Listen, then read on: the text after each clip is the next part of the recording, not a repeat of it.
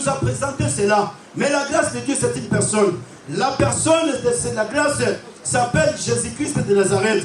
La grâce est un don accordé. Ce don qui nous est accordé, c'est Dieu qui nous les donne. Dieu nous a donné Jésus comme un don. Voilà pourquoi il a dit à la femme samaritaine, si tu connaissais les dons de Dieu, ce n'est pas moi qui allais te demander de l'eau à boire, mais c'est toi qui allais me demander. Jésus voulait lui dire quoi? Si tu connaissais la grâce de Dieu, Dieu t'a accordé cette grâce gratuitement. Toi, tu m'as vu. Mais il y a des gens qui sont en train de chercher à me voir. Ils ne m'ont jamais vu. Mais toi, je suis venu parce que tu es sorti dans la maison de Rahab, la prostituée. Tu es la descendance de Rahab. Or, la descendance de Rahab, il y a une alliance qui a été conclue. Voilà pourquoi, frères et sœurs, nous sommes dans cette alliance-là. Nous ne sommes pas dans l'alliance, si tu fais ceci, moi je ferai ceci. Non, nous sommes dans l'alliance où le fil cramoisi est en train de nous protéger. Le fil cramoisi est en train de parler. Là, c'est la dimension, frère, de la royauté et du sacerdoce. Mais le prophétisme, c'est pour tout le monde. Mais pour entrer dans la royauté, il faut le sang.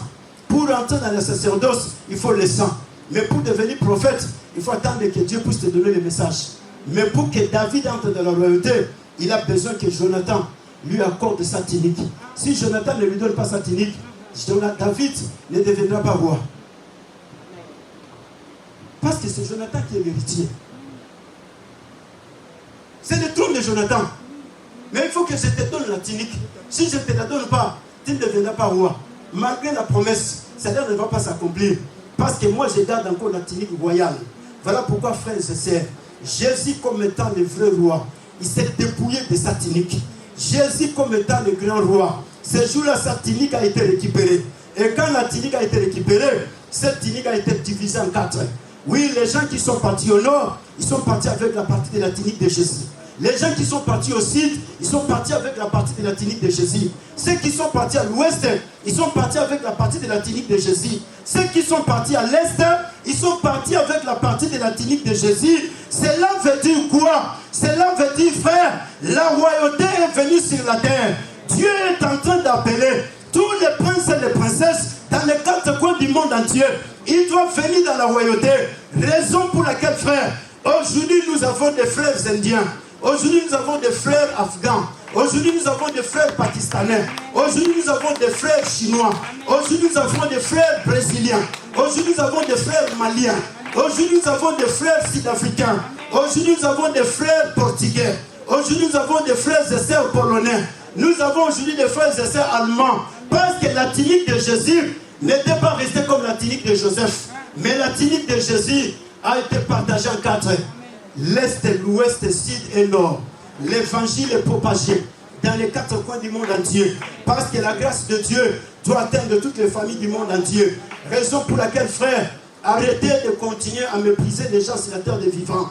Arrêtez de chercher la mort des gens.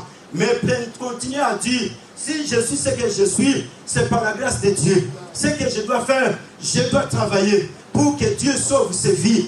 Je dois travailler. Gardez-moi près de ta croix. Je voudrais habiter chez toi tous les jours ici-bas. Comme l'argile devant le potier. Donne-moi l'homme qui te plaît. Chose en son temps.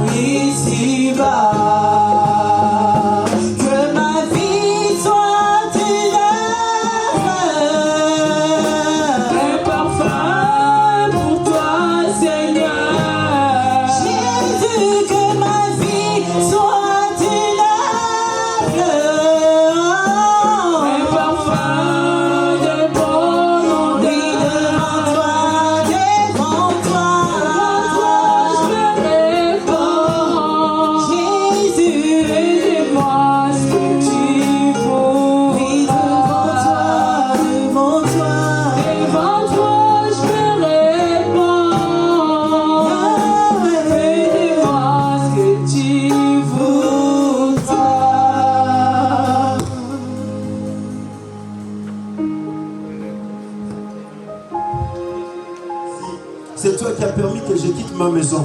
C'est toi qui m'as réveillé ce matin. C'est toi qui as fait que mon mari soit là, ma femme, mes enfants soient là. Tu as fait que je puisse recevoir des bonnes nouvelles ce matin. Oui, c'est pour la gloire du Seigneur. Voilà pourquoi tu as tout intérêt de commencer à élever Jésus, les rochers de notre salut. Jésus, le grand vainqueur de tous les temps. Jésus, le Dieu invisible qui fait des choses visibles. Le Dieu immatériel qui a fait, oui, que toutes choses se matérialisent. Oui, nous ne voyons pas Dieu, mais nous voyons tout ce qu'il a fait. Nous voyons les êtres humains, nous voyons les arbres et les oiseaux. Mais lui, il est un Dieu qu'on n'a jamais vu avec les désirs. Il est immatériel, on ne peut pas les matérialiser Dieu. Mais nous matérialisons Dieu par la foi, en voyant tout ce qu'il est en train d'accomplir, en voyant tout ce qu'il a fait sur la terre des vivants. Les cieux des cieux son trône, la terre est son marchepied. Oui, mon frère, ma soeur, rien ne peut contenir la grandeur de Dieu. Même Salomon, le grand sage, il a bâti une maison pour Dieu. Il a construit un grand temple, il a bien embelli le temple. Mais l'un de ce matin, il s'est réveillé. Il a dit, Dieu n'habite pas dans les maisons qui sont bâties par les mains des hommes. Dieu habite dans la maison dont lui-même est le bâtisseur. Oui, Dieu n'habite pas dans les lieux où les gens ont bâti avec leurs mains. Mais Dieu, il habite dans la maison dont lui-même est le maçon, dont lui-même est le vrai ouvrier. Cette maison, c'est toi. Dieu habite en toi. Alors c'est toi qui es la maison de Dieu. Tu dois montrer réellement que je suis l'habitation de Dieu. Je suis la maison de Dieu. Paul dit, ne savez-vous pas que votre corps est le temple du Saint-Esprit? Oui, le Saint-Esprit habite en vous. Ça, c'est la chose la plus importante. Et c'est ça, mon frère, ma soeur, ce qui est beaucoup plus précis. Saint-Esprit, merci pour le temps que toi, tu nous as accordé. Nous te sommes infiniment reconnaissants. Toi qui es le grand pasteur de toutes les brebis. Oui, nous nous confions en toi, cher Saint-Esprit de Dieu. Mais parce qu'il est écrit, sans toi, nous ne pouvons pratiquement rien faire. Mais avec toi, Jésus-Christ, nous avons la capacité d'avancer. Avec toi, cher Saint-Esprit de Dieu, oui, nous sommes capables d'obtenir la révélation qui vient du ciel. Avec toi, cher Saint-Esprit de Dieu, nous avons la capacité de recevoir la vie de Dieu. C'est pour cela que je t'ai pris ce matin. Oui, que tu puisses ouvrir l'esprit de tout un chacun de ton peuple ce matin. Que tu puisses donner la compréhension, cher Saint-Esprit de Dieu, oui, de ta parole. Parce qu'il est écrit, Père de gloire, oui, l'homme ne vient pas seulement du pain, mais de toute parole qui sort de la bouche de Dieu. Ce matin, que ta parole soit une nourriture qui va pouvoir nourrir l'âme de tout un chacun de nous. Que ta parole soit une puissance, Père, qui va libérer les forces spirituelles, les vies qui sont, Père de gloire, oui, contrariées par les puissances des ténèbres, mais qui soient totalement libérées par les biais de la parole. Que ta parole soit une eau vive ce matin. Oui, pour qu'enfin, que quand nous allons boire cette eau, que cela puisse étancher notre soif. Dans les noms puissants de Jésus-Christ Nazareth. Oui, que ta parole, Père de gloire, puisse remonter la foi de tout un chacun. Oui, là où la foi était en train de se relativer.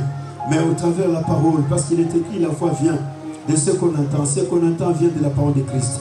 Christ, Jésus, c'est toi, la parole faite chair, plein de grâce et de bonté. Nous l'avons contemplé comme on contemple la gloire du Fils unique de Dieu. La chair ne sert à rien, mais c'est l'Esprit qui vivifie. Donne la vie ce matin par le biais de la parole.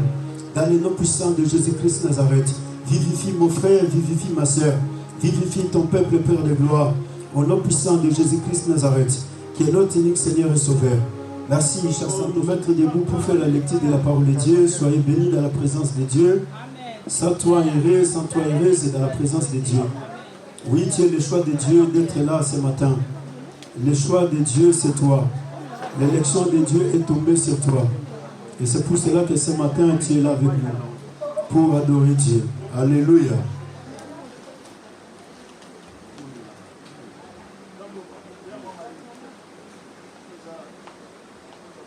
Alléluia.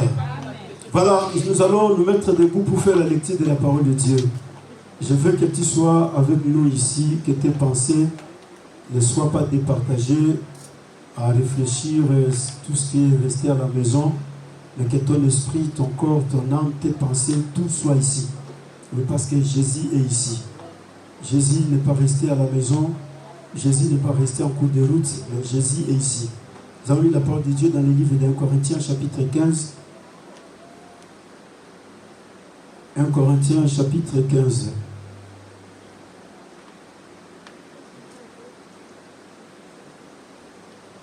« 1 Corinthiens chapitre 15, nous avons lu le 9e verset jusqu'au 10e. versets de la parole de Dieu. 1 Corinthiens chapitre 15 versets 9 à 10. J'ai lu la parole de Dieu au nom du Seigneur Jésus-Christ Nazareth. Il est écrit dans la parole de Dieu: je suis le moindre des apôtres. Je ne suis pas digne d'être appelé apôtre parce que j'ai persécuté l'église de Dieu. Par la grâce de Dieu, je suis ce que je suis. Et sa grâce envers moi n'a pas été vaine. Loin de là, j'ai travaillé plus que tous. Non pas moi toutefois, mais la grâce de Dieu qui est avec moi, parole du Seigneur. Alléluia. Que Dieu vous bénisse et nous allons nous asseoir.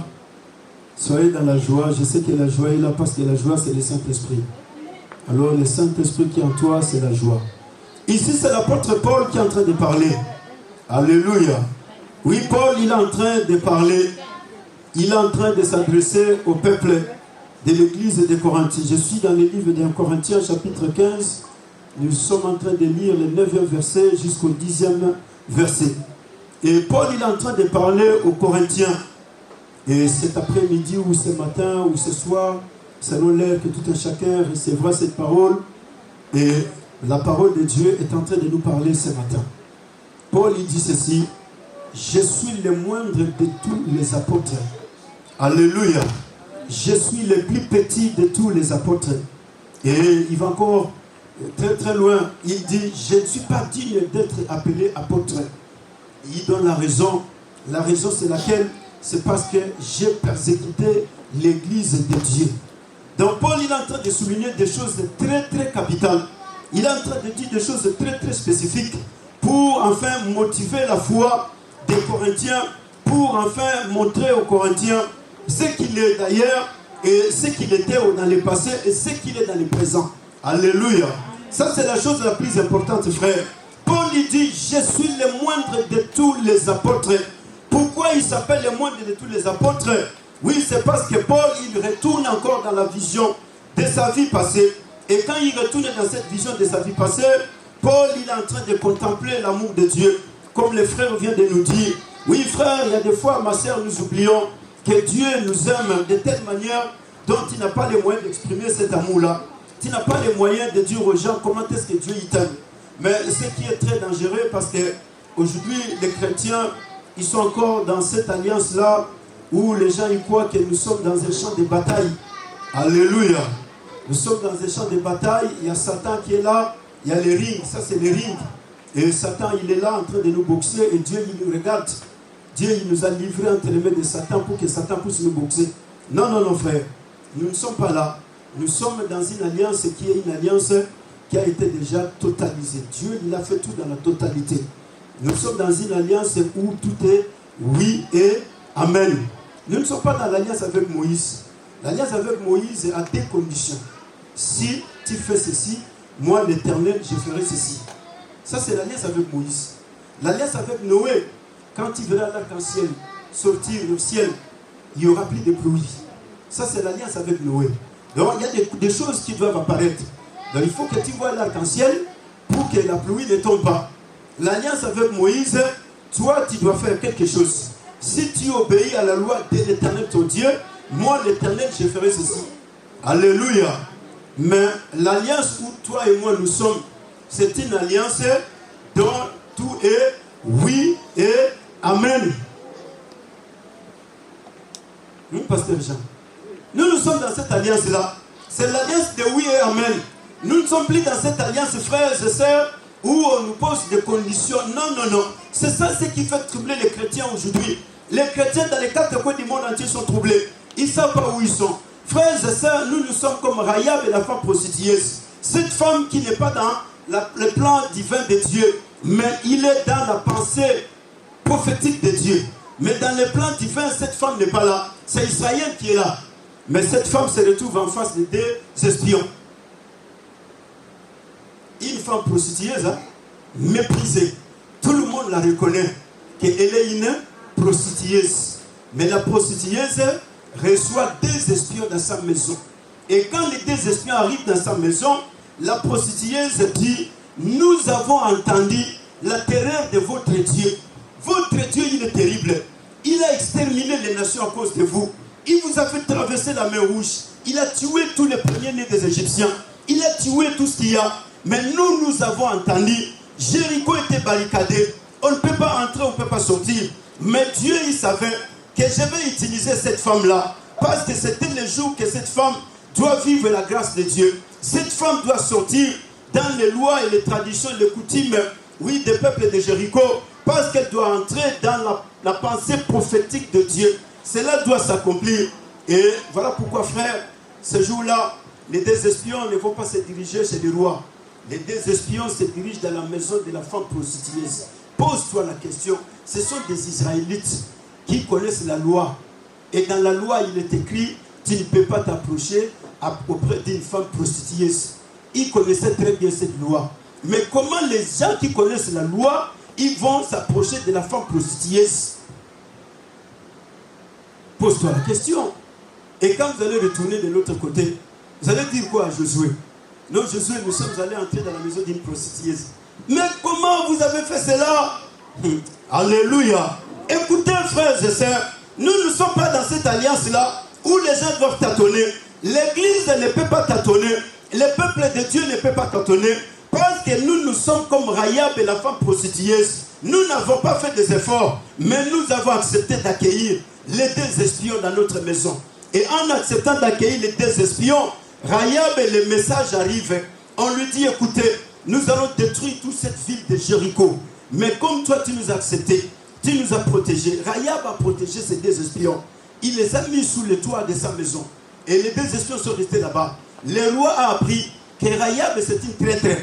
Elle a accepté de garder les deux espions israélites. Le peuple dont nous avons des problèmes.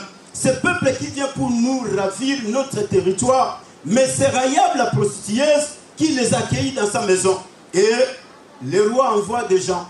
Et quand ils arrivent, on lui demande de dire la vérité. Dis-nous la vérité.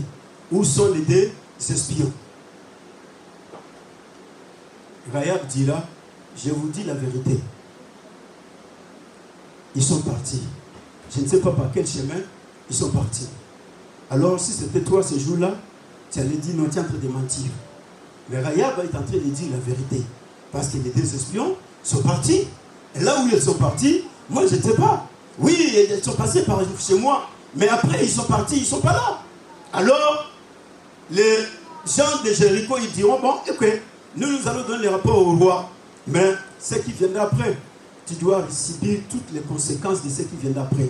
Frères et sœurs, Rahab dira aux espions, rassurez-moi que quand vous allez revenir pour détruire Jéricho, moi et toute ma famille, vous n'allez pas nous détruire. Et les deux espions lui diront, oui, nous te rassurons que quand nous allons revenir, mais à condition, la condition c'est laquelle? Nous te laissons le fil cramoisi. Le fil cramoisi qui est là, tu vas le poser à la fenêtre de ta maison. Quand nous allons arriver, la chose qui va nous indiquer que c'est la maison de Rahab, la prostitueuse, c'est le fil cramoisi. Et ce fil-là, c'est ce qui fera que nous ne puissions pas attaquer ta maison.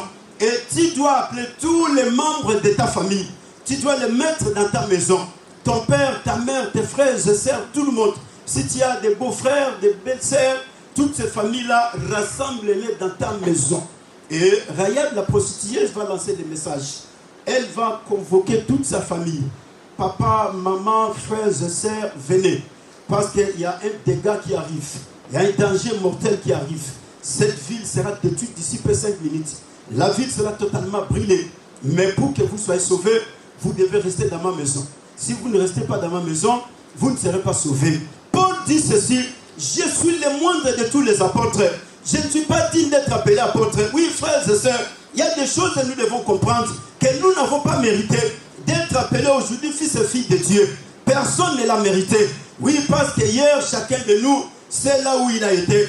Hier, chacun de nous, c'est là où Dieu l'a pris. Chacun de nous, dans sa conscience, reconnaît ces choses. Vous savez, pour sauver les autres, tu dois retourner d'abord à reconnaître ce qui était hier.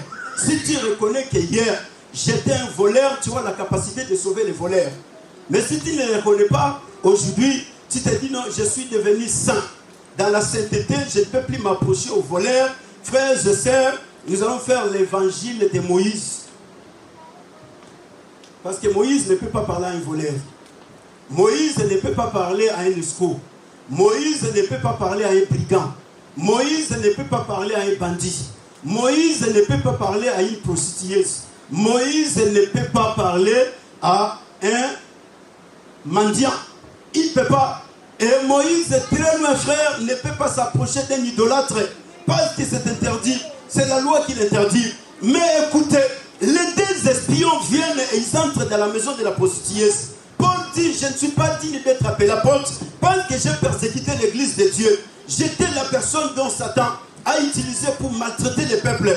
Je prenais les gens, je les jetais dans les prisons. Les chrétiens qui confessaient Jésus comme Seigneur et Sauveur, moi je les jetais dans la prison. Mais écoutez frère, la chose la plus importante, Paul reconnaît qu'un jour, Paul s'est retrouvé dans la maison de Rahab, la prostituée. Oui, dans la pensée prophétique, frère, Paul était dans la maison de Rahab, la prostituée. Oui, parce que cette maison était sur la muraille de Jéricho. La maison de Rahab n'est pas sur un terrain plat, mais c'est la maison qui est sur la muraille. Ça dit que quand la muraille est frappée, la première maison qui tombe, c'est la maison de Rahab. Et toutes les personnes qui sont dans cette maison sont appelées à mourir. Mais il y a quelque chose qui se passe. Dans cette maison, quand les espions arrivent, ils voient les fils cramoisis. Et quand ils voient les fils cramoisis, ils se sont dit, nous avons pris l'engagement de garder Rahab, sa famille et toute sa maison. Frère, la maison est suspendue. Parce qu'il y a un fil cramoisi. Alléluia. C'est une maison qui est sur la muraille. La maison de Rahab, la prostituée.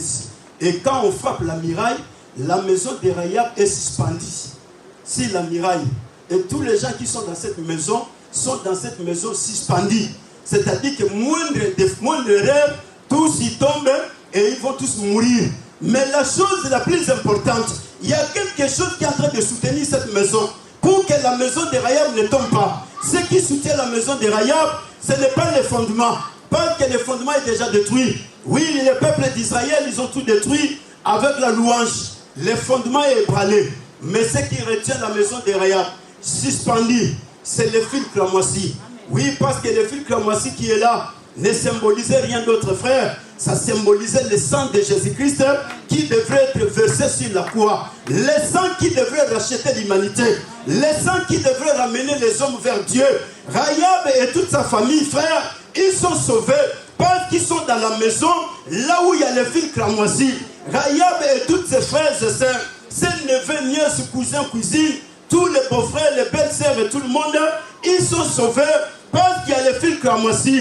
Le fil cramoisi qui est l'image du sang, qui est l'image de la vie de Jésus-Christ, qui est donnée sur la croix. Paul s'est retrouvé dans cette maison.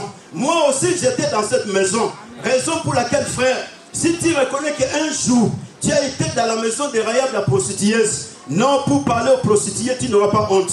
Pour parler aux escrocs et aux bandits, tu n'auras pas honte. Tu comprendras qu'un jour, moi aussi, j'ai été bandit comme ces gens. Un jour, moi aussi, j'ai été prostitué comme eux. Un jour, moi aussi, j'ai été voleur comme eux. Je dois parler à ces gens. Combien aujourd'hui les chrétiens sont très spirituels et ce n'est même pas la spiritualité. C'est l'égoïsme et la cupidité. Ah non, non. Ah, frère. Non, non. Et ils vont dans les boîtes de nuit. Moi, avec les gens de boîte de nuit, ça ne colle pas. Mais un jour, tu as été dans une boîte de nuit, non? Vous en avez raté? Si, hein? Vous ne savez pas, il y a une boîte de nuit. Comment faire la banque comme si Bazar, Pena, les dons. C'est comme si je ne vais pas les voir. Mais Rahab, la prostituée, a fait quoi? Elle a rassemblé la famille. Mais aujourd'hui, qu'est-ce qui se passe? On est encore dans quelle alliance? Où on est en train de diviser les familles. Rahab a appelé son père, a appelé sa mère, a appelé ses beaux-frères, ses belles-sœurs, ses neveux, cousins, cousines. Regarde aujourd'hui, est-ce que tu as encore l'amour de tes frères et sœurs? Tu as encore l'amour de tes beaux-frères, de tes belles-sœurs, de ta famille? Tu as encore cet amour-là? de leur dire non, venez dans ma maison. Parce que dans ma maison, il y a le fil cramoisi. Le fil cramoisi, c'est le sang de Jésus qui est à moi. Et ce sang, c'est le sang qui sauve, le sang qui délivre, le sang qui guérit, le sang qui bénit, le sang qui protège. C'est le sang de Jésus-Christ de Nazareth. Aujourd'hui, on vous a apporté l'évangile de diviser les familles. Oui, parce qu'il y a le prophète qui t'a dit, c'est ton père qui fait que ta vie n'aille pas de l'avant. Il y a l'apôtre qui t'a dit, c'est ta mère qui fait que ta vie n'aille pas de l'avant. Mes frères et sœurs, les jours où tu vas te présenter devant Jésus, Jésus te posera la question de savoir, qu'est-ce que tu as dit un jour à ton père? Qu'est-ce que tu as dit un jour à ta mère? Parce que Paul, qui était dans la maison de Rahab, la prostitueuse, un jour s'est retrouvé dans la prison. Dans la prison, Paul se retrouve en face d'un geôlier. Le geôlier, après l'ouverture de la prison, il voulait se tuer. Paul lui dit, ne te fais pas du mal, parce que nous sommes tous là.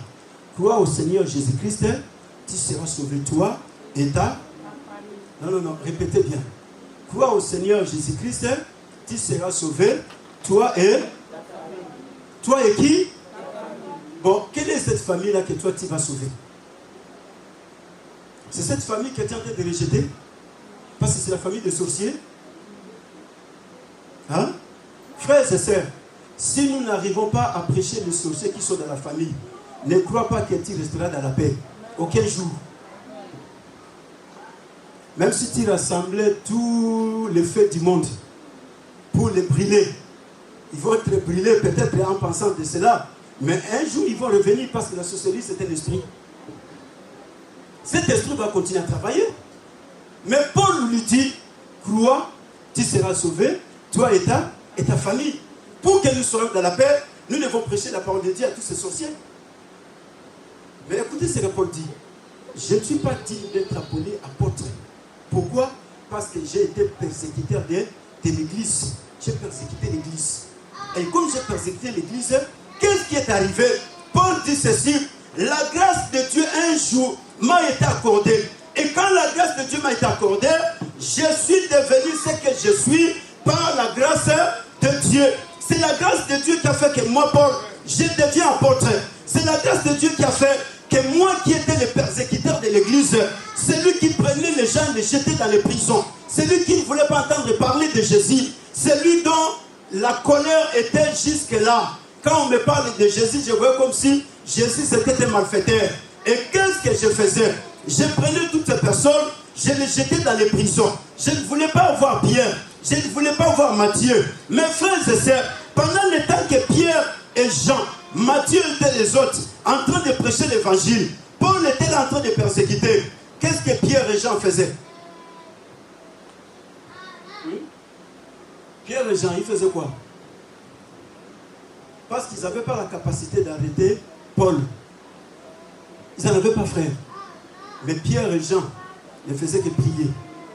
Ils priaient pour Paul. Dieu, tu vois cet homme. Tu le connais. Tu connais son cœur. Il n'y a que toi qui es capable de toucher son cœur. Il n'y a que toi qui es capable de pénétrer son cœur. Alors nous, si on se mettait à se battre avec lui, ça sera un combat physique. Alléluia. Parce que Pierre aussi, c'est un homme fort. Hein? Il a son épée. Il a gardé l'épée que Jésus lui avait demandé de garder. Mais il a compris que ce n'est plus le temps d'utiliser l'épée. Parce que le temps de l'épée est déjà passé. Mais c'est le temps d'utiliser la grâce de Dieu. Et Paul dit, par la grâce de Dieu, je suis devenu ce que je suis. Frère, par la grâce de Dieu, Rahab a sauvé sa famille. Par la grâce de Dieu, Rahab a sauvé toute une famille. De plus de 100 et quelques personnes. Ils ont été sauvés à cause de la femme prostitueuse. Mais ce jour-là, frère, je me pose la question, pourquoi Dieu n'a-t-il pas réclamé pour dire aux espions, qu'est-ce qui vous a envoyé d'aller entrer dans la maison de Rahab? Pourquoi vous êtes partis là-bas? Mais Dieu n'a jamais réclamé. Voilà pourquoi aujourd'hui, il y a des choses que nous devons comprendre. Les chrétiens, ils ont pris Dieu d'une autre façon. Dieu, il est très simple, frère. Dieu n'est pas comme tout ce que nous le croyons. Dieu ne fait pas les choses parce que nous voulons que Dieu fasse les choses. Mais Dieu fait les choses parce que lui-même en a déjà prévu. Ce qu'il a prévu de faire, c'est ce que Dieu va faire. Oui, quelle que soit l'opposition du diable et Satan. Rahab a été attaqué par ses frères et les gens de sa vie l'ont attaqué. Mais comme Dieu avait déjà prévu de sauver Rahab et toute sa famille, la parole de Dieu s'était accomplie. Rahab a sauvé toute sa famille. La maison de Rahab était suspendue, frère, sur la muraille de Jéricho. Les gens étaient en train de mourir, mais la maison de Rahab était suspendue. Les gens étaient en train de crier, mais Rahab dans sa maison. Et le peuple d'Israël qui était entré là-bas, ils étaient en train de manger. Oui, la maison de Rahab était suspendue. Frères et sœurs, même si tu te retrouvais dans une position de souffrance, tu te retrouvais sans argent, tu te retrouvais sans travail, tu te retrouvais sans papier, tu te retrouvais sans enfant, sans mariage, mais aussi longtemps qu'il y a le fil cramoisi dans ta maison. Le fil cramoisi qui est là finira par te justifier. Le fil cramoisi qui est l'image de la vie de Jésus, qui a été donné sur la croix, pour qu'enfin que l'humanité reçoive la grâce de Dieu. Oui, frères et sœurs, la grâce de Dieu a fait que la maison de Rahab ne soit pas touchée. Elle a été suspendue dans les airs. Mais quand le temps est arrivé, les gens, ils ont contrôlé toute la ville. Ils ont vu que tout le monde était tué. Oui, aujourd'hui, nous voulons tuer tout le monde. Pourquoi? Parce que ce sont des sorciers. Mais qui va être sauvé? Mais Paul dit, par la grâce de Dieu, je suis ce que? Par la grâce de Dieu, je suis ce que? Alors je suis qui? Hein? Par la grâce de Dieu, je suis ce que? Je suis qui? Alléluia. Par la grâce de Dieu, je suis ce que je suis. Je suis qui? Je suis le moindre de tous les apôtres. Je suis celui qui était rejeté, méprisé, détigné. J'étais celui qui était en train de persécuter l'église. Oui, frères et sœurs, Paul retourne dans ces choses. Il regarde la vie de plusieurs personnes qui voyaient à Corinthe dans les rues, les gens qui voyaient passer tout autour de lui. Paul dit non, hier j'étais comme ces gens. Mais sauf, la chose qui me différencie avec eux aujourd'hui, c'est la grâce de Dieu. La chose qui fait que je sois aujourd'hui accepté, c'est la grâce de Dieu. Sinon, hier, j'étais comme eux. Hier, j'étais aussi dans les bois de nuit comme eux. Hier, je faisais des choses aussi comme eux. Hier, je prenais aussi la bière comme eux. Hier, j'étais en train aussi de battre les gens comme eux.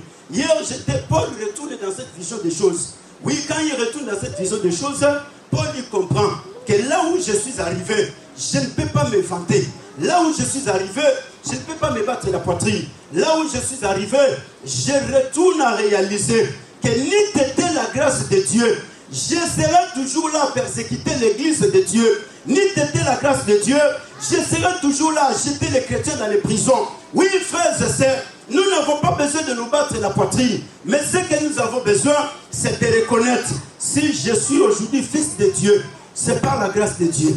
Si je suis pardonné de mes péchés, c'est par la grâce de Dieu. Si je suis appelé aujourd'hui serviteur de Dieu, c'est par la grâce de Dieu. Si je suis aujourd'hui ce que je suis, Paul dit, si je suis ce que je suis aujourd'hui, c'est par la grâce de Dieu. Alléluia. Oui, frères et sœurs, c'est par la grâce de Dieu que je suis ce que je suis. Je suis aujourd'hui fils de Dieu, c'est par la grâce de Dieu. Je suis en France aujourd'hui, c'est par la grâce de Dieu. Frère, si tu réalises la grâce de Dieu, c'est là où tu comprendras que Dieu est plus grand que tous les combats que tu traverses dans ta vie. C'est là où tu comprendras que Dieu est plus fort que tous les combats que tu vis dans ta vie. C'est là où tu comprendras que les problèmes que tu as ne représentent rien devant Dieu. Combien de gens qui sont nés avec toi le même jour à l'hôpital, mais aujourd'hui sont plus en vie? Mais si tu es là aujourd'hui, c'est par la grâce de Dieu. Pourquoi les sorciers ne t'ont pas tué? Dites-moi, pourquoi les sorciers ne t'ont pas tué? Il y a des gens qui ne sont pas morts dans ta famille? Dites-moi, il n'y en a pas? Bon, ils sont morts pourquoi? Parce que Dieu ne leur a pas accordé grâce de vivre. Mais toi, tu es là, c'est par la grâce de Dieu. Pasteur Jean, tu es là, c'est par la grâce de Dieu. Tu pouvais mourir de l'autre côté en Angola. Alléluia. Il pouvait être déjà parti de l'autre côté. Il a été attaqué plusieurs fois par Onita. Mais si tu es là, c'est par la grâce de Dieu. Frères et sœurs, il y a des choses très importantes que l'homme doit retourner à reconnaître. Quand l'homme retourne et il reconnaît ces choses, il n'a pas besoin de prendre des décisions de la précipitation.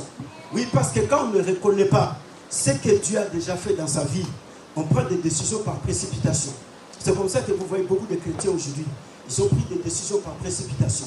Et par précipitation, quand les gens prennent des décisions par précipitation, ils ignorent la grâce de Dieu. Ils ignorent que ce que je suis aujourd'hui, c'est la grâce de Dieu. Alors si c'est la grâce de Dieu, je dois comprendre que la grâce n'est rien d'autre. La grâce est un don accordé sans pour autant qu'on puisse le mériter. La grâce c'est une faveur, frère. La grâce c'est une bénédiction qui est accordée par Dieu à quelqu'un sans pour autant que cette personne puisse mériter et recevoir cette bénédiction. Mais Dieu qui est amour, il a accordé cette bénédiction à cette personne. Frère, je sais, aujourd'hui tu es en France, tu peux aussi être comme ceux qui sont restés au Congo, en train de pleurer, qui n'ont pas à manger aujourd'hui, qui se sont levés le matin, ils sont en train de regarder, jusqu'à 10h il n'y a pas à manger, jusqu'à 12h il n'y a rien, jusqu'à 14h il n'y a rien, jusqu'à 17h il n'y a rien, jusqu'à 15h il n'y a rien. Et à la fin c'est quoi? Les enfants, il faut devenir des Koulouna. Il faut chercher par tous les moyens pour qu'on trouve à manger. Alors il faut prendre les machettes pour couper les gens. Frères et sœurs, tu es enfant, c'est par la grâce de Dieu. Non, je croyais que tu allais me dire amen. Mais comme tu ne le reconnais pas, tu dis, ah, t'es ma casse nangaï. N'est-ce pas, Clarisse? Ils ont ma casse nangaï. Et on est en France. Ma casse nangaï te. Nanguya nangaï te o. Imona yo nzambe. Nangoyo sekoki. Ma casse nangaï te. Frères et sœurs, ce n'est pas parce qu'on est très fort. Ce n'est pas parce qu'on est plus beau que tous les autres. Ce n'est pas parce qu'on est plus belle que tous les autres frères. Mais si nous sommes là, c'est par la grâce de Dieu. Si aujourd'hui tu as des enfants, c'est par la grâce de Dieu. Si tu as aujourd'hui un homme qui est à côté de toi, c'est par la grâce de Dieu. Si aujourd'hui tu es marié, c'est par la grâce de Dieu. Si tu as des papiers aujourd'hui, c'est par la grâce de Dieu. Si tu as une maison où tu dors aujourd'hui, c'est par la grâce de Dieu. Si tu reconnais la grâce de Dieu, frère, dans ta vie, quand tu te réveilles le matin, tu dois toujours dire Dieu merci. Parce que j'ai ça aujourd'hui. Ce n'est pas parce que je suis fort. Ce n'est pas parce que comme j'ai été à l'université, c'est l'université qui a fait que frère, il y a des gens qui vont se battre la poitrine. Hein? Ils te diront non, moi parce que j'ai 4 diplômes de l'université, alors c'est comme ça que je vis bien. Mais toi, tu dois te réveiller le matin, tu dis non, c'est par la grâce de Dieu. Ce que je suis, c'est la grâce de Dieu. Si je suis aujourd'hui là où je suis, c'est la grâce de Dieu. Si je suis en train de parler aujourd'hui, c'est la grâce de Dieu. Si je travaille aujourd'hui, c'est la grâce de Dieu. Que Dieu te bénisse. C'est la grâce de Dieu, frère. Si nous sommes là, c'est la grâce de Dieu. Alors on n'a pas besoin de se battre la poitrine. Et quand on se bat la poitrine, on ignore Dieu. Mais quand on ignore Dieu, Dieu il reste dans un coin en train de nous regarder. Raison pour laquelle Paul dit, ce que je suis, c'est la grâce de Dieu. Et comme c'est par la grâce de Dieu que je suis ce que je suis, je n'ai personne à mépriser sur la terre. Parce que la même grâce peut être donnée à une autre personne. Et si Dieu donnait cette grâce à une autre personne, celui-là pourrait faire encore plus que moi. Celui-là pourrait devenir encore plus que moi. Oui, frères et sœurs, nous devons comprendre que la grâce de Dieu est mise à la disposition de tout le monde. Mais le problème, c'est le temps que Dieu a prévu. Quand le temps de Dieu arrive, Dieu, il accorde la grâce. Pierre était l'apôtre. Il était en train de prêcher la parole de Dieu. Paul en train de persécuter les gens. Ne méprise personne. Parce que tu ne sais pas ce qui pourra arriver après 10 jours. Ce qui pourra venir après 15 minutes. Ce qui pourra arriver après 30 minutes. Et Paul était dans l'alliance royale. Lui, il ne savait pas. Frères et sœurs, les prophétismes, tout le monde peut prophétiser. Tout le monde peut prophétiser, pasteur Jean. Voilà pourquoi on voit même les gens dans la rue en train de prophétiser. Mais il y a seulement deux choses qu'on ne peut pas les obtenir s'il n'y a pas de filtre aussi. Il y a la royauté et le sacerdoce. S'il n'y a pas le sang, tu ne peux pas entrer dans la royauté. S'il n'y a pas le sang, tu ne peux pas entrer dans le sacerdoce. Mais Jacques et Pierre et tous les autres étaient là, en train de prêcher la parole. Et ils se disaient, celui-là c'est un meurtrier, celui-là c'est un persécuteur, celui-là. Mais écoutez, quand la grâce de Dieu est venue localiser Paul, Paul il a dit oui, je dispose mon cœur et j'accepte la grâce. Et Paul qui accepte la grâce, il se dit maintenant, comme j'ai compris, si je suis ce que je suis, c'est pas la grâce de Dieu. Et il va continuer à dire, non Seigneur, la grâce de Dieu n'a pas été vaine pour moi. Alléluia. La grâce de Dieu n'a pas été vaine pour moi. La grâce de Dieu n'a pas été venue. La grâce de Dieu n'est pas venue inutilement chez moi. La grâce, frère, c'est le secours gratuit de Dieu qui nous est accordé pour que nous puissions accomplir la volonté de Dieu sur la terre des vivants. Sans la grâce de Dieu, personne n'est pas accompli la volonté de Dieu. C'est par la grâce de Dieu que nous faisons ce travail. Ni t'était cette grâce, on serait déjà parti, on allait fermer les Bibles. Et on allait fuir déjà. Mais tout ce que nous faisons, c'est par la grâce de Dieu. C'est la grâce, frère, qui nous a sauvés. La parole de Dieu dit, nous sommes sauvés par la grâce, au moyen de la foi. On n'est pas sauvés parce que nous avons fait des efforts. C'est ça ce qui se passe aujourd'hui avec les chrétiens. Les chrétiens, ils croient, à force de beaucoup gêner et prier, à force de beaucoup parler en langue, à force de faire tout ce qu'il y a, les offrandes, les dîmes, actions de grâce, c'est ce qui fait que Dieu nous accorde de grâce. Non, Dieu nous accorde la grâce parce que lui en a prévu. Si c'était à cause des sacrifices, frères, les musulmans le font plus que nous. Il est capable de donner 2000 € pour que l'œuvre de Dieu puisse avancer. Il est capable de donner 300, 3000 €. Il est capable de donner les sacrifices. J'ai vu des gens donner leurs bijoux pour que la mosquée soit construite. Je suis allé voir l'imam. J'ai dit, mais comment ça se passe? Il me dit, non, Emmanuel, c'est comme ça. Nous, ça se passe comme ça. La mosquée qui est à côté à Oulé, quand on construisait la mosquée, j'ai passé là-bas, j'allais voir les messieurs, l'imam et tous les moyens qui travaillent là-bas. J'ai dit, mais comment? J'ai dit, les travaux hier, aujourd'hui, je vois ça à un autre niveau. Il me dit, non, non. Nous, en tout cas, les gens, ils se sacrifient. Les gens, ils sont prêts à vendre leurs bijoux. Ils sont prêts à donner tout ce qu'ils ont pour que cette mosquée soit construite. Mais nous, qu'est-ce que nous donnons à Dieu? 5 €. Moi, je viens à l'église et je donne 5 € de l'offrande. 5 € fois 4 dimanches, ça me fait combien? Hein? 20 €, n'est-ce pas? Alors, supposons que nous avons maintenant 10 personnes qui ont donné 5 € fois 4 dimanches. Ça nous fera combien à la fin du mois? 200 €. Maintenant, il faut qu'on paye ce loyer, 1200 €, n'est-ce pas? Donc, on a 200. Alors, d'où proviendra les 1000 € qui manquent? Vous voyez que nous, on ne fait rien. Frère, si c'était pour les sacrifices, les bouddhistes les font plus que nous. J'ai vu les moines bouddhistes. Oui, je passe par tous les 4 coins pour voir les choses, comment ça se passe. C'est ça, un enfant de Dieu. Il doit consulter et il doit voir les choses. Comment ça se passe? Il faut aller là où il y a les moines et qui sont là en train de travailler. Vous verrez comment les gens ils se sacrifient pour enfin construire leur synagogue. Les gens, ils sont prêts, frère. Ici, là, en France. Ils ne sont pas en Inde. Ils ne sont pas en Indonésie ni en Afghanistan. Ici, là, où tu me diras, non, j'ai trop de dépenses à faire, il y a des factures à payer. Je me pose la question, ces gens n'ont pas de factures à payer. Ces gens, ils n'ont pas les mêmes problèmes comme nous. Mais comment ils sont prêts à donner 1000 € pour qu'enfin qu'on puisse construire la mosquée ou on puisse construire la synagogue pour que les gens viennent prier demain? Comment ça se fait? Mais nous, on vient, on donne 5 €. Alléluia. On donne 10 €. 10 € fois 30, ça nous fera combien? 300 €. L'église doit s'acheter des instruments. Les micros ne sont pas là. Il n'y a pas telle chose. Tu arrives à l'église, il fait chaud. Il faut qu'on achète des ventilateurs. Mais imagine maintenant 10 € par dimanche fois 30, ça nous fait combien? Ça nous fait 300, n'est-ce pas? Il faut qu'on paye le loyer 1200. Maintenant, comment nous allons acheter les ventilateurs qui sont là? On n'a pas moyen, n'est-ce pas? Ah, je ne vais pas aller à l'église parce qu'il fait chaud. À l'église, il n'y a pas de ventilateur. À l'église, il n'y a pas ceci. Yves, c'est ça, non? François, c'est ça, n'est-ce pas? C'est ça, non? Je ne vais pas aller à l'église parce qu'il fait chaud. Hein? Mais si dans ton esprit ou dans ton cœur, tu comprends, non, c'est mon église. Je dois faire quelque chose. Je vais acheter les ventilateurs pour amener à l'église, pour que ça puisse ventiler le local, pour qu'on soit dans la paix. Non, je dois faire quelque chose pour qu'enfin que l'église ne manque pas ceci. Paul dit ceci: je suis devenu ce que je suis par la grâce de Dieu. Frères et sœurs, si on reconnaît la grâce de Dieu, on va faire les choses sans pour autant hésiter. Si on reconnaît la grâce de Dieu, on va faire les choses sans murmure.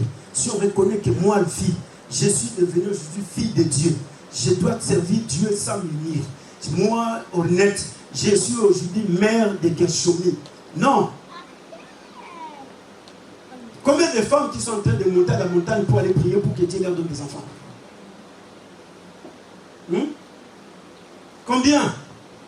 Mais toi, Dieu t'a donné Gershomi. Toi, Dieu t'a donné Yoshua. Mais si tu reconnais la grâce de Dieu, tu vas servir Dieu sans pour autant que personne vienne te bousculer. Clarisse, si tu reconnais que c'est Dieu qui m'a donné les enfants qui sont là, la grâce de Dieu dans ma vie, mais combien qui sont là en train de tourner au ciel pour dire à Dieu, Dieu, mais depuis que j'ai commencé à prier, tu ne dis rien.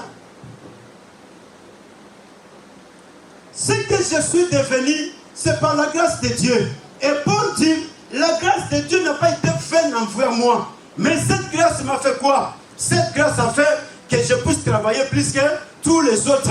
La grâce de Dieu a fait que je puisse travailler. Frères et sœurs, quand on reconnaît la valeur de la grâce de Dieu, on doit travailler pour Dieu. Oui, c'est pour cela que Dieu nous a accordé sa grâce. Nous sommes sauvés par la grâce au moyen de la foi. Quand je reconnais que j'ai obtenu la grâce de la part de Dieu, mes péchés ont été pardonnés. Un jour, je devrais aller en enfer, mais par la grâce de Dieu, Dieu, il a pardonné mes péchés. Frère, je vais travailler pour Dieu. Écoutez ce que Paul dit. Alléluia. Écoutez ce qu'il dit. C'est par la grâce de Dieu, je suis ce que je suis. Et sa grâce envers moi n'a pas été vaine. Loin de là. J'ai travaillé plus que tous. Non pas moi-même, toutefois, mais la grâce de Dieu qui est avec moi. J'ai travaillé plus que tous. Non pas moi, mais la grâce de Dieu qui est avec moi. Oui, quand il a reconnu que je suis un persécuteur, mais Dieu m'a sauvé. Je suis celui qui ramenait les gens dans les prisons. Mais Dieu m'a sauvé. Je suis celui qui est en train de poser des embûches pour que l'évangile ne soit pas prêché. Mais Jésus m'a sauvé. Par sa grâce, je suis devenu ce que je suis aujourd'hui. Paul dit, j'ai travaillé plus que tous. J'ai travaillé plus que Pierre. J'ai travaillé plus que Jean. J'ai travaillé plus que ceux qui étaient avec Jésus.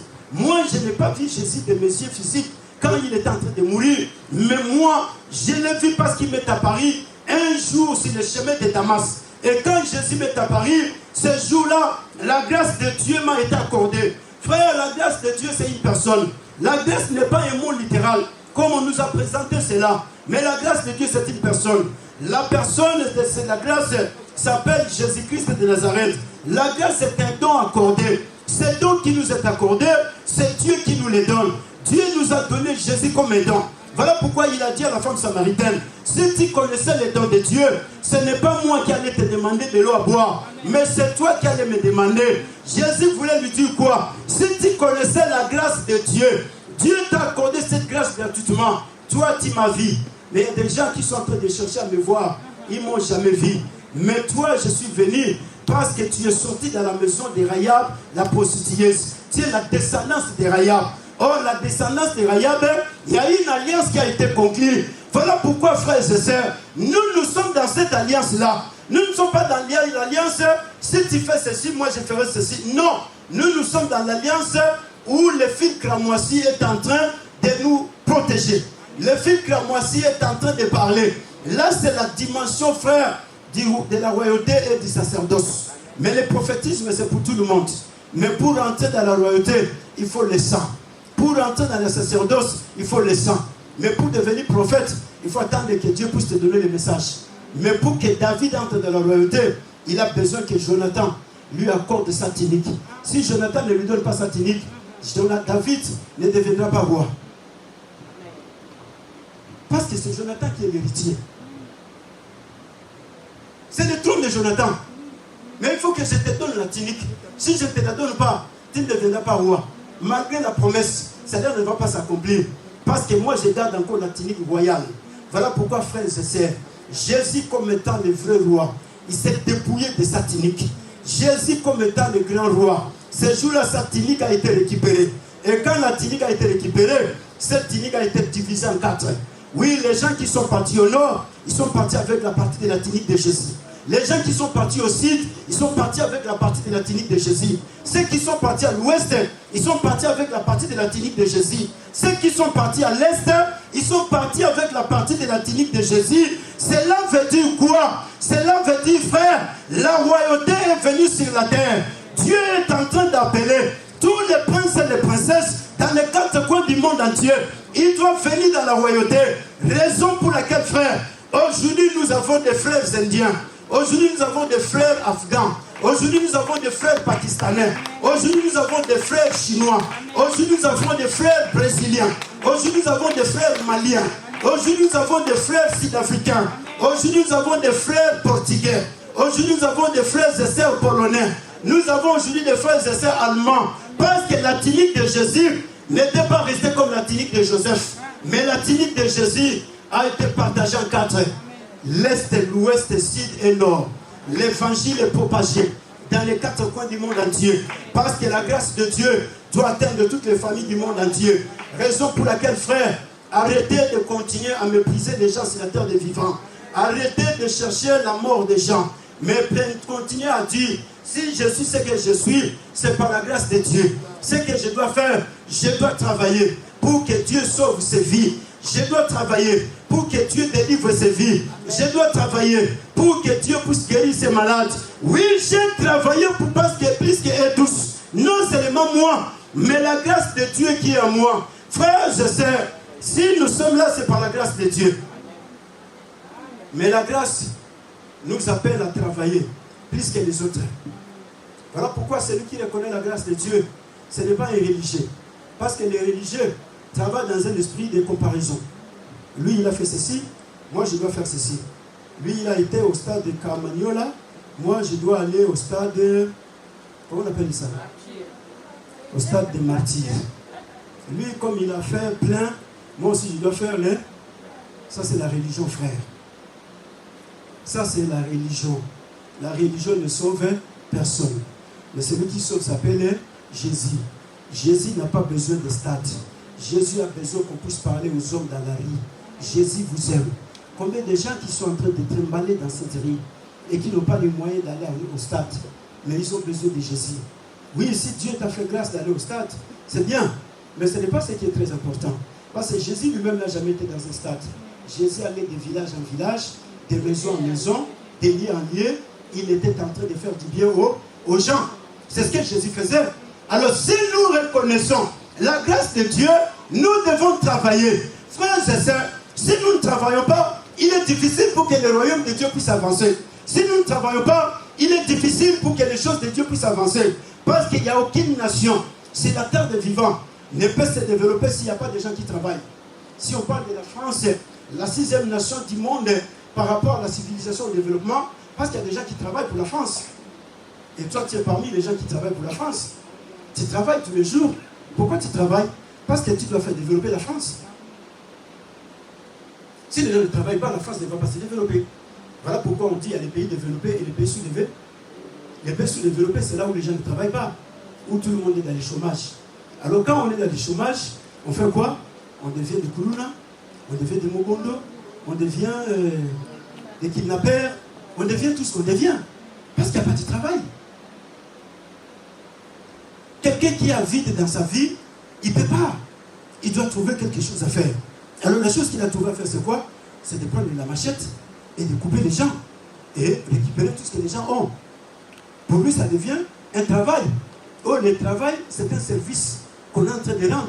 Le travail, c'est une activité musculaire qui permet à l'homme de pouvoir chasser les ennuis dans sa vie. Celui qui travaille, il chasse les ennuis. Il ne sera pas ennuyé. Mais celui qui ne travaille pas, il va s'ennuyer. Il va se poser des millions de questions. Mais celui qui travaille n'a pas le temps de pouvoir se mettre dans des choses compliquées. Il ne peut pas devenir voleur parce qu'il travaille. Il ne peut pas devenir tout ce que les gens sont devenus parce qu'ils travaillent. Alors c'est comme ça que l'église de Dieu, que toi et moi nous sommes, si nous reconnaissons la grâce de Dieu, je dois travailler pour Dieu. Je dois travailler pour l'œuvre de Dieu. Je dois travailler pour que l'église de Dieu puisse avancer. Je dois travailler pour que l'œuvre de Dieu puisse avancer. Paul dit, j'ai travaillé plus que tous. Non, pas moi, mais la grâce de Dieu qui est en moi. Frère, la grâce de Dieu, c'est Jésus-Christ. Jésus qui est en toi ne peut pas te laisser à vide. Jésus qui est en toi ne peut pas te laisser comme ça. Jésus qui habite en toi doit te pousser à travailler pour faire avancer son royaume. Si nous ne travaillons pas, l'église aura les mêmes difficultés. L'église aura les mêmes problèmes. Oui, on se réveille le matin, l'église a un problème d'argent pour payer les loyers. Et ce problème pourra revenir pendant 10-15 ans, parce qu'on ne travaille pas. L'église est appelée à travailler dans 3 dimensions. La première dimension du travail de l'église, c'est d'adorer Dieu. L'église est appelée à adorer Dieu en esprit et en vérité. Ça, c'est horizontal. Ça monte vers les ciels. Et maintenant, il y a une deuxième dimension. C'est la dimension verticale. La dimension verticale, Jésus dit, allez, faites de toutes les nations. Allez, faites quoi? Jésus, il a dit quoi? Charlène, Jésus, il a dit quoi? La dimension verticale, allez, faites de toutes les nations, mes disciples.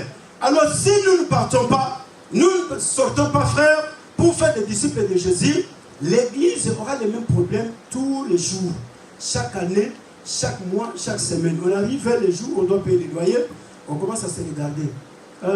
Toi, non, moi ces derniers temps, j'ai trop de factures, je n'ai pas de moyens. Non, moi en tout cas, je n'ai pas l'argent pour donner. Et on se retrouve, quand on sort ici, pour aller payer les loyers, on se retrouve avec 300 euros. Pourquoi, frère? C'est parce que nous ne travaillons pas. La dimension de l'église, l'église doit travailler dans l'adoration. L'église doit travailler dans l'évangélisation. L'église doit travailler dans la prière. Ce sont les 3 services que l'église a à faire sur la terre des vivants. Si l'église ne travaille pas, l'église s'arrête seulement à adorer Dieu, et que l'église ne va pas à l'évangélisation, frère, Dieu sera dans la joie. Vous m'avez adoré, vous avez bien fait. Je suis très joyeux parce que vous m'avez adoré. Mais maintenant, quand nous arrivons au moment de payer les loyers, Dieu il dit, ce n'est plus mon problème. Ça, ce n'est pas mon problème. J'ai dit. Dieu te dit, tu as bien fait, tu m'as adoré. Mais maintenant, il faut payer les lois. Alors, pour payer les loyers, ce n'est plus le problème de l'adore. Tu dois travailler. Alors, comme tu n'as pas travaillé, maintenant, vous aurez des problèmes pour payer les loyers. Alors, si l'église travaille dans l'évangélisation, l'église va gagner des âmes. L'église va ramener des hommes et des femmes qui vont venir à l'église. Peut-être que toi, tu n'as pas l'argent pour payer aujourd'hui, mais la personne que tu as gagnée, cette personne pourra donner 100 euros. Cette personne pourra donner 1000 euros. Alléluia. Ah, mais c'est comme ça que ça se passe. Hein? On est parti à l'évangélisation, on a gagné quelqu'un, et la personne arrive à l'église. Après l'équipe, il nous pose la question, où est votre pasteur? On lui dit non, le pasteur il est là. Il va voir les pasteurs marchaient à pied à cette époque-là. Pasteur José. Il n'avait pas de voiture. Mais nous, on a évangélisé quelqu'un qui est venu à l'église. Et le monsieur qui arrive, il avait du fric. Il avait l'argent. Il pose la question, votre pasteur, on lui dit, le pasteur il est là. Et après, il a commencé à parler avec le pasteur. Il dit, bon pasteur, en tout cas, vraiment j'ai besoin de t'aider dans quelque chose. Il dit, ah bon, tu vas m'aider? Mais comment tu es venu déjà à l'église? Il dit, non, j'ai vu des jeunes garçons qui m'ont prêché la parole de Dieu. Après, j'ai dit, mais vous n'allez pas à l'école à votre âge, vous êtes là en train de faire des choses de Jésus. Il a dit, non, nous allons à l'école, mais nous sommes en train d'évangéliser. Et ce sont ces deux jeunes-là qui m'ont évangélisé, je suis venu à l'église. Mais, en tout cas, j'ai été touché par rapport à tous les messages que tu as prêchés là. J'ai quelque chose à te donner. Et les pasteurs, ils s'attendaient à quoi? Le monsieur lui dit, non, je t'offre ma voiture. Ça faisait des années que notre pasteur marchait à pied. Hein? Alléluia. Et le pasteur, il se regardait, il dit, ah, c'était la blague ou quoi? Et le monsieur lui dit, non, je te donne ma voiture. Il a pris la clé de la voiture, il a remis la clé au pasteur. Il a pris sa femme et leurs enfants, ils sont partis chercher les taxis. Je ne sais pas à la maison comment c'était ce soir-là. Hein? La femme, quelle était sa réaction? Mais toi, c'est pour la première fois qu'on est parti dans cette église. Tu as pris la voiture, tu as donné au pasteur. Mais qu'est-ce qui se passe dans ta tête? Le monsieur, il dit, pasteur, j'ai été touché par rapport au message que tu as prêché. Que Jésus est mort pour moi sur la croix. Jésus a pardonné mes péchés. Et en retour, j'ai senti que je dois faire quelque chose. Il a donné la voiture au pasteur. Le pasteur a commencé à rouler avec ses belles jeeps, la vie. Et Mais nous, on n'a rien reçu, frère. Alléluia. Amen. Nous, on a reçu seulement la bénédiction. On est venu, le pasteur nous a demandé de s'agenouiller. Agenouillez-vous. On s'est agenouillé, le pasteur nous a mis les mains. Il a prié pour nous. Que Dieu vous protège, que Dieu vous garde. Continuez la marche, soyez braves. Que Dieu vous bénisse au nom de Seigneur Jésus-Christ Nazareth. Et on était bénis, on a continué la marche. Frères et sœurs, si on n'évangélise pas, il est difficile pour que l'église puisse se développer. Parce que l'église va se développer, c'est dans le travail de l'évangélisation.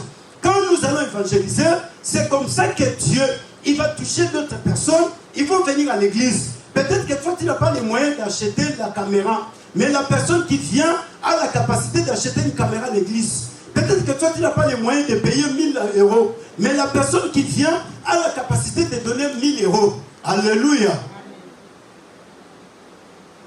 On a évangélisé. Un jour, on s'est rencontré avec un monsieur, un blanc. Ce blanc-là était troublé, avec plein de problèmes. On lui évangélise, le blanc, il dit non, non. En tout cas, j'ai besoin que vous veniez prier chez moi. Ah, il a dit, on est parti prier chez lui. Après la prière, le monsieur nous a donné un chèque de 1000 sacs de ciment. Frère, personne n'avait les moyens de les donner à l'église. Mais ce monsieur nous a donné. Donc on doit aller à l'entreprise là où on fabrique des ciments chaque mois. Nous avons droit à 100 sacs de ciment chaque mois. Jusqu'à ce que nous allons récupérer 1000 sacs de ciment. Les messieurs étaient les directeurs de la société de ciment. Voilà ce que Dieu est capable de faire dans l'évangélisation. Mais le problème c'est quoi? C'est nous l'église qui devons nous mettre debout pour entrer dans les champs de l'évangélisation. Si nous n'évangélisons pas, nous allons commencer à tourner avec les mêmes problèmes, avec les mêmes difficultés. Il y a des problèmes à l'église.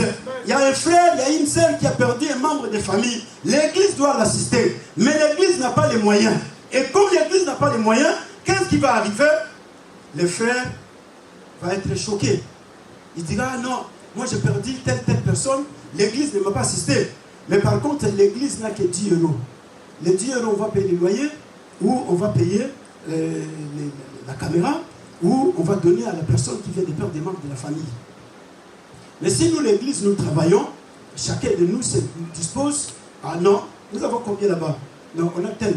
Non, non, il faut qu'on rende visite à tel frère, à telle sœur de l'église, qui a perdu son frère, qui a perdu son père, qui a perdu sa mère, il y a tel qui a accouché, il y a tel qui a ceci. L'église a les moyens de faire des dépenses. Mais si l'église n'a que 20 €, comment l'église va-t-il dépenser? Et ça fera quoi? Les gens, ils se diront, ah, nous, quand on a des problèmes, l'église, elle nous assiste. L'église ne fait pas quoi? L'église ne nous assiste. Alléluia. Mais l'église, c'est qui? L'église, c'est toi. L'église, c'est moi. Alors maintenant, si nous ne travaillons pas, comment est-ce que nous allons nous assister les uns et les autres? Il est pratiquement impossible. Mais quand nous allons nous mettre au travail, Paul dit, j'ai travaillé plus que tous les autres.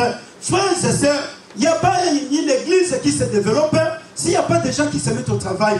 Pour que nous voyons toutes les églises qui sont en train de se développer, parce qu'il y a des gens qui se sont mis au travail.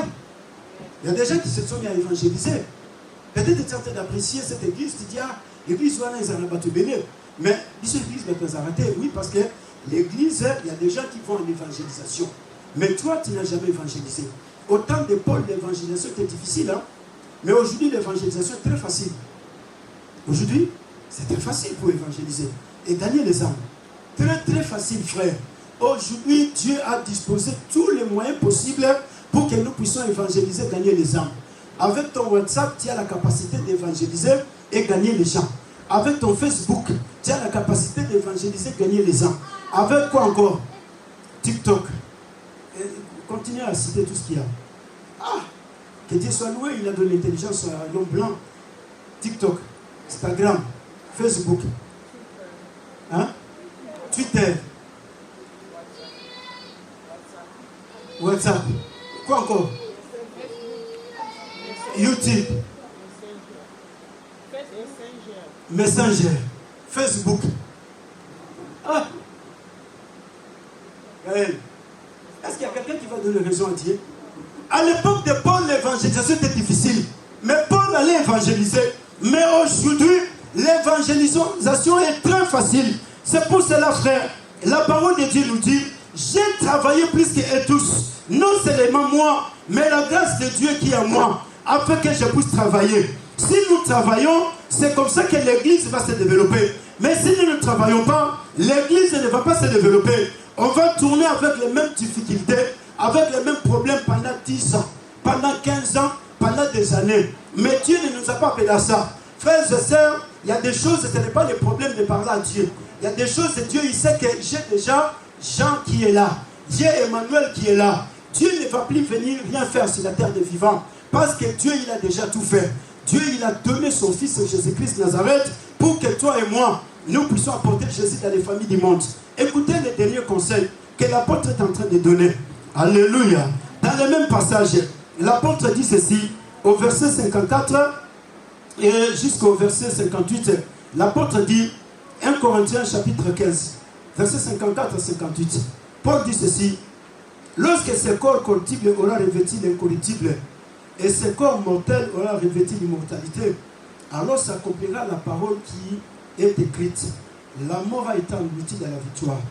Ô mort, où est ta victoire? Alléluia. Où est ta victoire? Ô mort, où est ton aiguillon? L'aiguillon de la mort, c'est le péché. Et la puissance du péché, c'est la loi. Mais grâce soit rendue à Dieu, qui nous a donné la victoire par notre Seigneur Jésus-Christ.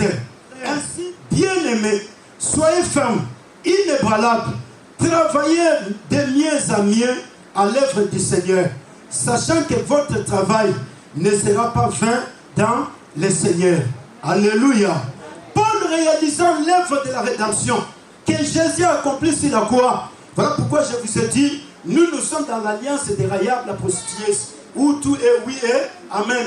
Il n'y a pas de si. Il y a le problème seulement de dire oui et amen à la parole de Dieu. Alléluia. Il y a des gens qui se disent, mais comment cela arrive-t-il? Oui, ça va, je vais te donner les versets pour que tu ne sois pas troublé. Écoutez les versets et celui-ci. Paul dit ceci. L'homme qui a reçu la révélation dans la dimension la plus élevée. L'alliance avec Jésus. Alléluia. C'est une alliance de oui, amen. Écoutez ce que Paul dit. Dans les deux livres de 2 Corinthiens, 2 Corinthiens, chapitre 1. Paul dit ceci, le verset 20 jusqu'à 21. Pour ce qui concerne toutes les promesses de Dieu. 2 Corinthiens, chapitre 1, verset 20-21. Pour tout ce qui concerne toutes les promesses de Dieu, sans lui, qu'est le oui. C'est pourquoi encore l'amen par lui est prononcé, par nous, à la gloire de Dieu. Et celui qui nous a fermés avec vous en Christ et qui nous a oint, c'est Dieu, lequel nous a aussi marqué d'un sceau et a mis dans notre cœur les arrêts de l'esprit. Alléluia. Donc en Jésus-Christ, les promesses de Dieu sont oui et amen. En Jésus-Christ, les promesses de Dieu sont oui et amen. Donc il n'y a pas de conditions. En Jésus-Christ, toutes les promesses de Dieu sont oui et amen. Ton problème, c'est de croire tout simplement. Ton problème, c'est d'appliquer la foi. Dieu t'a promis, tu dis oui. En Jésus-Christ, toutes les promesses de Dieu pour moi sont oui, amen. Dieu ne dit pas non, si tu obéis, moi je ferai ceci. Non, en Jésus-Christ, c'est le oui et l'amen. Je crois, Jésus est mort pour moi, c'est là et oui et amen. Jésus m'a pardonné, c'est là et oui et amen. Le diable, ce qu'il fera tout simplement, c'est de te faire douter. Mais il sait que cela est ainsi, parce que toi, sommes seulement appelés à accepter. Et Paul dit, frère, à cause de la victoire que Dieu nous a donnée en Jésus-Christ, Jésus a vaincu la mort, Jésus a vaincu le péché, Jésus a vaincu Satan, Jésus a vaincu le monde. Paul dit, soyez fermes et inébranlables. Travaillez de mieux en mieux dans l'œuvre dit. Faites quoi? Travaillez de mieux en mieux dans l'œuvre dit. Car votre travail n'est pas un travail. Il y a quoi? Il y a la récompense. Il y a Dieu qui est prêt à te récompenser.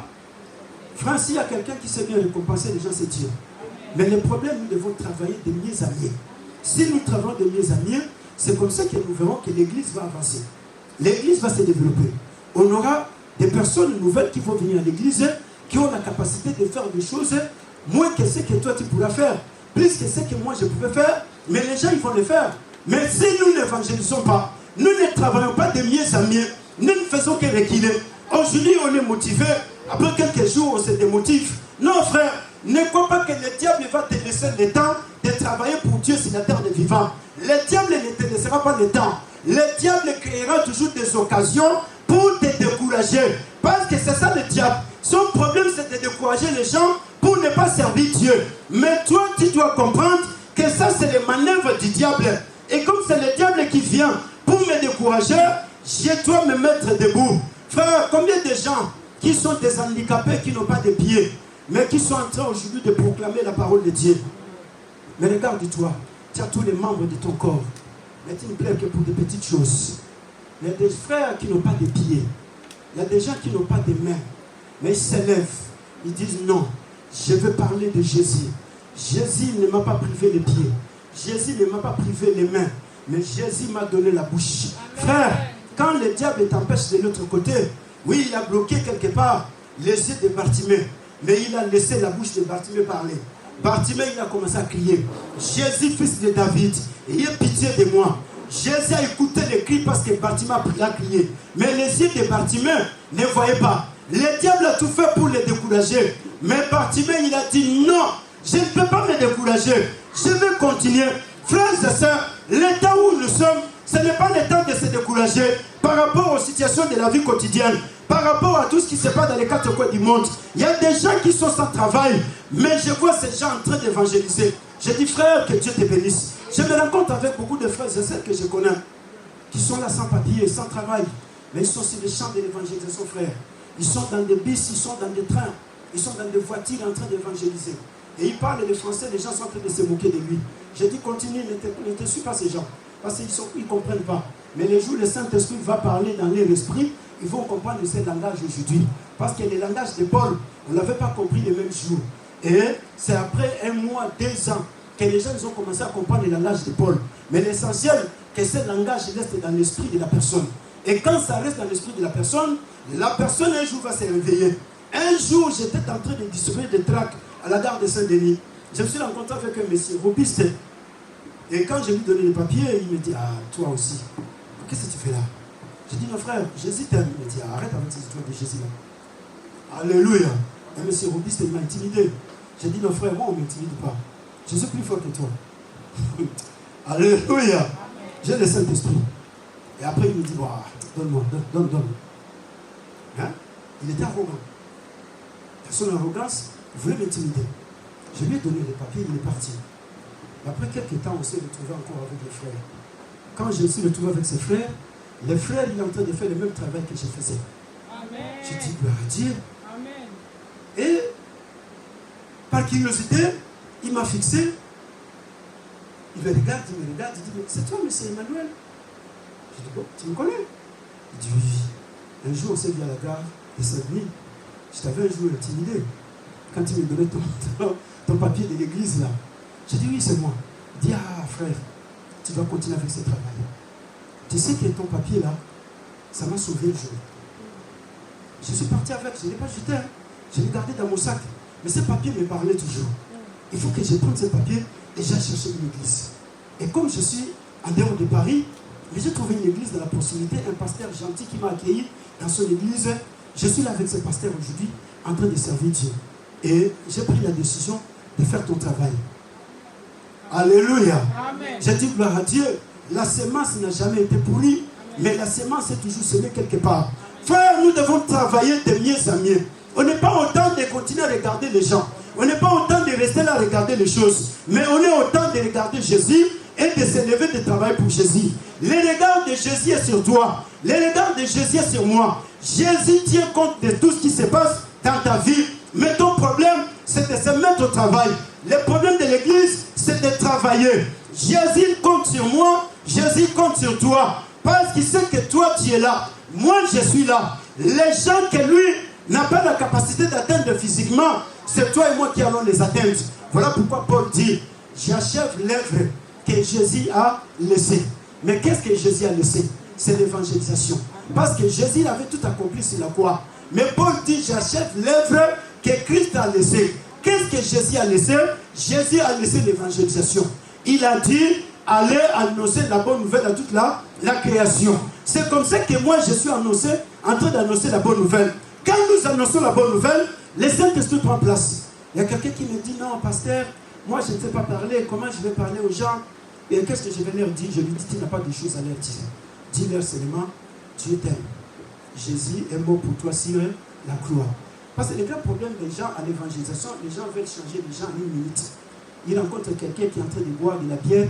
Non frère, il faut arrêter la bière. Non. Dis-lui, Jésus t'aime. C'est fini. Non, tu dois arrêter ce que tu fais là. Non, ce n'est pas comme ça. Dis-lui, Jésus t'aime. C'est fini. Et comme Jésus l'aime, cette parole va travailler dans son cœur. C'est le temps de travailler. C'est très important aussi de Dieu. Et quand tu vas te mettre à travailler, tu verras comme c'est des talents qui sont en toi. Il faut commencer à se reproduire l'un après l'autre. Parce que les talents sont reproduits quand nous sommes en train de travailler. Mais quand on ne travaille pas, les talents ne sortent pas. Que Dieu vous bénisse richement, notre Seigneur Jésus-Christ Nazareth.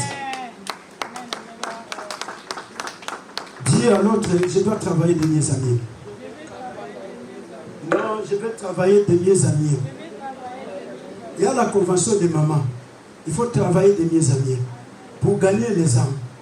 On doit retrouver d'autres mamans à l'église. Alléluia. Mais nous devons travailler dans l'évangélisation et dans la prière. C'est ce qui donnera la réussite pour que ce travail puisse avancer et que l'église de Dieu soit bénie.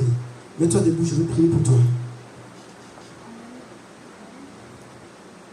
Élève ta main. Dis, cher Saint-Esprit, j'ai écouté ta parole. Je suis comme Paul aujourd'hui. J'accepte de recevoir ta grâce. La grâce qui va me faire exceller. La grâce qui va me faire triompher. La grâce qui va me faire avancer. Au nom puissant de Jésus-Christ Nazareth. Je suis ce que je suis par la grâce de Dieu.